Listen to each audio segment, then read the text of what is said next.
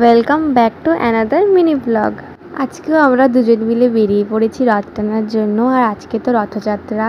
আর রাস্তা দিয়ে বেরোতে বেরোতেই আমরা দেখতে পাই এই ছোট্ট রথটাই পুচকি পুচকি বাচ্চাগুলো নিয়ে বেরিয়েছিল।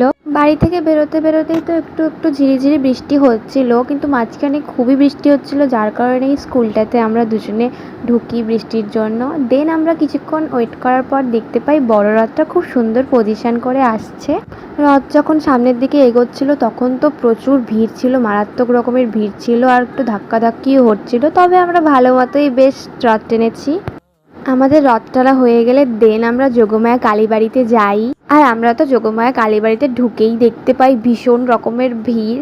আর আমাদের এখানে যোগমায়া কালীবাড়িতে না রথের একটা ছোট্ট করে মেলা বসে। এই মেলাটা 7 দিনের মতন হয়, ওই উল্টো রথে শেষ হয়ে যায়। তো মেলাতে ঢুকতেই না এই কাচের চুড়ির দোকানটা আমাদের চোখে পড়ে। আর অনেক দিন থেকে ইচ্ছা করছিল যে কাচের চুড়ি কিনবো মেলা থেকে। দেন আমরা ফাইনালি দুজন মিলে কাচের চুড়ি কিনেও নেই।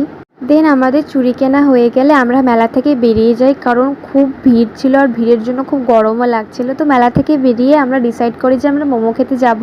আমাদের তো মোমো খাওয়া হয়ে গেলে আমরা বাড়ির পথে রওনা দিই। তো that's it for today. See you in my next video.